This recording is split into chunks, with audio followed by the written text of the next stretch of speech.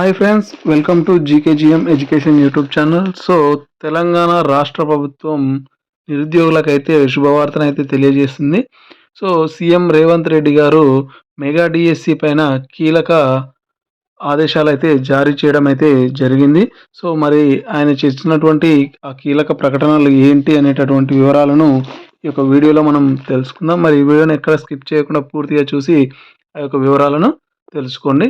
త్వరలో mega DSC విద్యాశాఖకు CM ఆదేశాలు.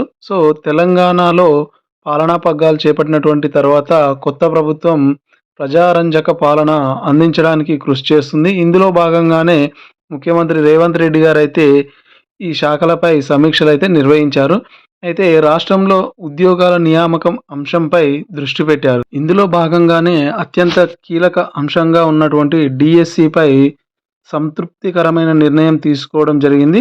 సచివాలయంలో విద్యాశాఖపై సమీక్ష నిర్వహించినటువంటి రేవంత్ రెడ్డి రాష్ట్రంలోని ప్రతి పంచాయతీల్లో బడి ఉండాలని, బడి లేని పంచాయతీ ఉండొద్దని చెప్పేసి అధికారులతో అయితే చెప్పడం అయితే జరిగింది. అందుకు కొనసాగింపుగానే డిఎస్సి నిర్వహణకు ఏర్పాట్లు చేయమని అధికారులకైతే ఆదేశాలు జారీ చేశారు.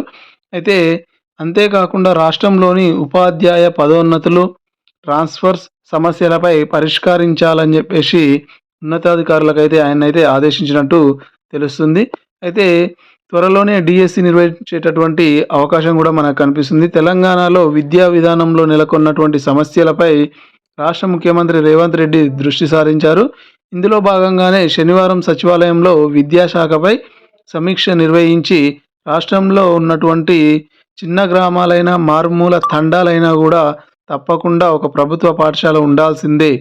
ఏ ఒక్క బాలుడు కానీ, బాలిక కానీ చదువుకై ఇతర గ్రామాలకు, పట్టణాలకు పోయే పరిస్థితి ఉండొద్దని చెప్పేసి ఆయనైతే అధికారులకు సూచించారు.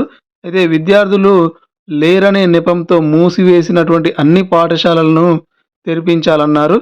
ఎంతమంది పిల్లలున్నా ప్రభుత్వ పాఠశాలను నడిపించాల్సిందే అని చెప్పేసి రేవంత్ రెడ్డి అయితే ఆదేశించారు. దీనికోసం వెంటనే మెగా డిఎస్సి ద్వారా ఉపాధ్యాయులను భర్తీ చర్యలను తీసుకోవాలని చెప్పేసి ఆయనైతే ఆదేశించడం జరిగింది.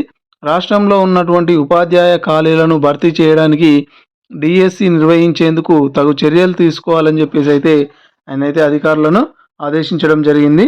ఇందులో భాగంగానే మన ఊరు మనబడి కార్యక్రమంలో జరిగినటువంటి పనుల పురోగతిని సమీక్షించారు.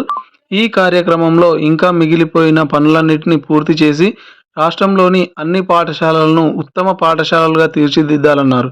ఉపాధ్యాయుల ప్రమోషన్లు, బదిలీలో ఉన్నటువంటి అవాంతరాలపై దృష్టి సారించాలని చెప్పేసి సీఎం అయితే ఆదేశించడం జరిగింది. బదిలీల అంశంలో ఉన్నటువంటి అభ్యంతరాలను అధిగమించడానికి ఉపాధ్యాయ సంఘాలు ప్రతినిధులు చర్యలు జరపాలని, ప్రత్యామ్నాయ మార్గాలు అన్వేషించాలని చెప్పేసి అయితే ఆయనైతే సూచించడం జరిగింది. విద్యాలయాలకు విద్యుత్ బిల్లులను సంబంధించి కేటగిరీ మార్పులకు తీసుకోవాల్సిన చర్యల గురించి కూడా అధికారులకు రేవంత్ రెడ్డి అయితే సూచనలు చేశారు. అయితే విద్యాలయాలకు వ్యాపార, పారిశ్రామిక కేటగిరీ కింద బిల్లులు వసూలు చేయడంపై తగిన ప్రత్యామ్నాయ మార్గాలను అన్వేషించాలన్నారు. పాఠశాలల్లో స్వీపర్లు, పారిశుద్ధ కార్మికులకు ఏర్పాటు చేయడానికి ఉన్న మార్గాలను గురించి అధికారులకు తగిన ఆదేశాలను అయితే జారీ చేయడం జరిగింది. మొత్తానికైతే రేవంత్ రెడ్డి గారు ఏ చిన్న గ్రామంలో అయినా కూడా గవర్నమెంట్ స్కూల్ ఉండాలని చెప్పేసి, ఆల్రెడీ మూసేసిన పాఠశాలలను కూడా తెరవాలని చెప్పేసి ఆయన అయితే చెప్పడం జరిగింది. రాష్ట్రంలో ఏ ఒక్క బాలుడు కానీ, బాలిక కానీ ఇంటి పట్టునే ఉండకుండా ప్రతి ఒక్కరు స్కూల్లో చేరాలని చెప్పేసి ఆయన అయితే చెప్పడం జరిగింది. ఈ విధానంలోనే మెగా డిఎస్సి పైన కూడా చర్చలు అయితే జరిపించడం జరిగింది. తొందరలోనే మెగా డిఎస్సి కూడా నిర్వహించి ఆ యొక్క ఖాళీలను ఫిల్ చేయాలని చెప్పేసి ఆయన అయితే చెప్పడం జరిగింది. దీన్ని బట్టి చూస్తే అతి త్వరలోనే మనకు మెగా డిఎస్సి వచ్చేటటువంటి అవకాశం ఉన్నట్లు తెలుస్తుంది. ఇది ఫ్రెండ్స్ ఇప్పటివరకు ఉన్నటువంటి అప్డేట్. మరిన్ని లేటెస్ట్ అప్డేట్స్ కోసం నా యొక్క ఛానల్ని తప్పకుండా సబ్స్క్రైబ్ చేసి మీ యొక్క ఫ్రెండ్స్ తోటి షేర్ చేసుకోండి. Thank you for watching.